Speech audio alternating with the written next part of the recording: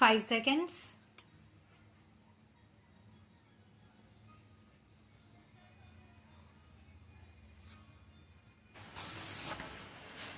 Sir, I would like to draw attention to some aspects of the export policy and the strategy. We all know that our exportable surplus is only a very small part of our gross national product, roughly of the order of 5 to 6%. We know, however, that international trade, foreign trade, is a function of international interdependence. No doubt, basically, we produce for our own consumption. But whatever a natural advantage we have, we naturally have to tap it to build exportable surpluses so that then we can earn the necessary foreign exchange for meeting our essential requirements. The essential policy that we have followed is correct.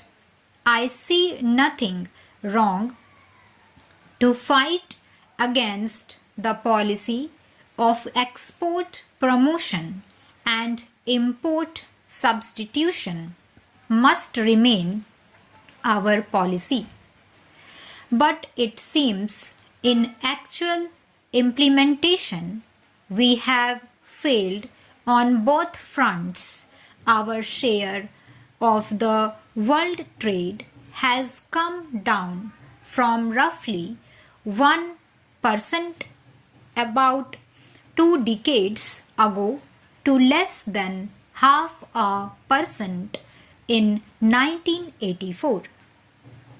We remain primarily an exporter of primary products despite all the noise we make about non-traditional items.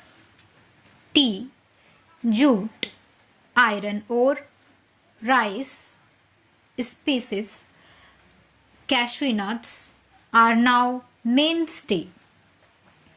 And we have probably the only exception among the major items, textiles, leather, if you can call it an industrial product.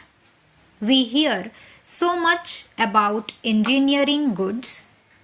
Our export of engineering goods accounts for 0.1% of the total world trade in engineering exports 20 years after we made our first engineering export to the United States sometime in 1977.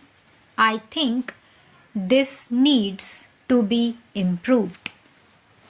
I have therefore a few suggestions to make. I feel that our markets must be diversified and so should be our sources of supply.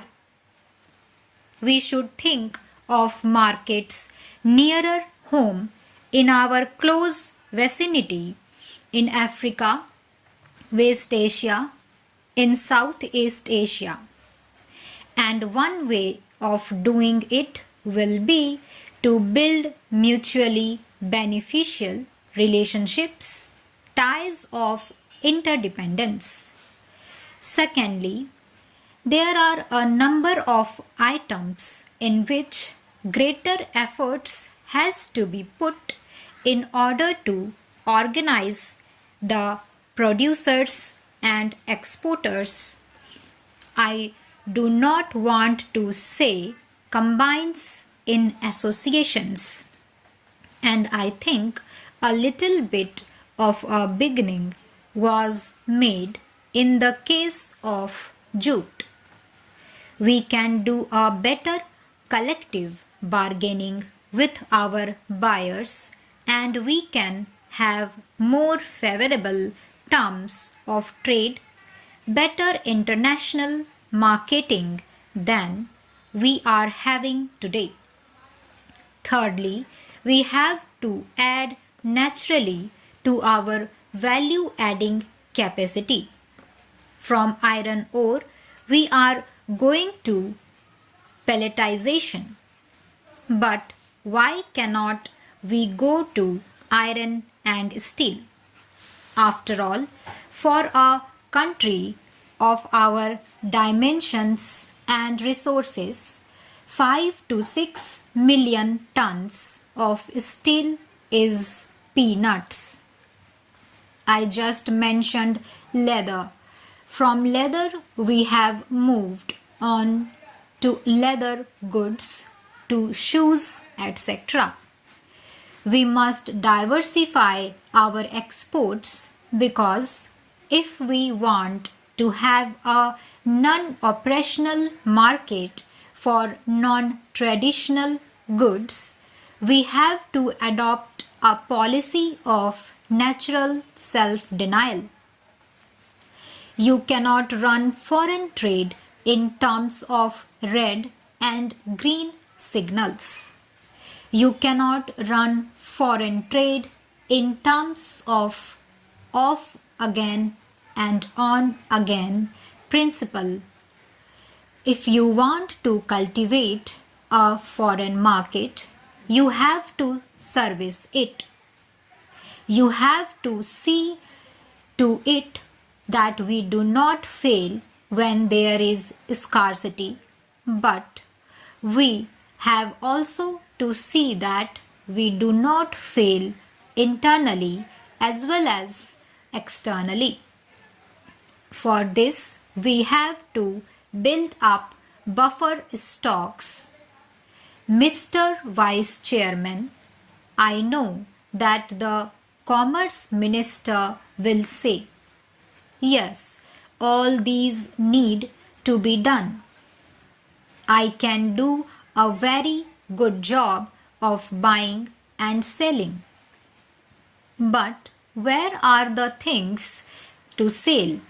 Therefore, surely production comes first. Production both primary and secondary.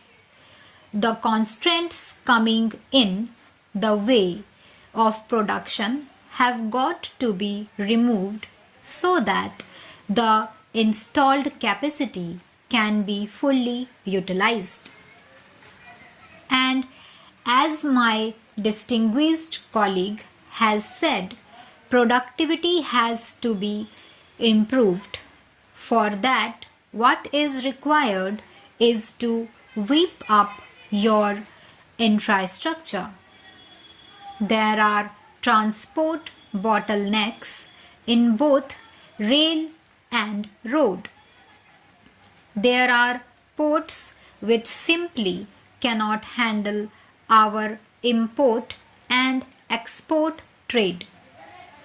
There are ports which foreign liners refuse to touch because the turnaround period is so high. I know shipping is a problem. There are many reasons with which we do not have direct shipping. There is always the problem of whether you first develop your export trade and then establish a shipping link, or first have the shipping link and then develop export trade. There is also the question of adequate banking and insurance facilities with a number of developing countries. We do not have such facilities.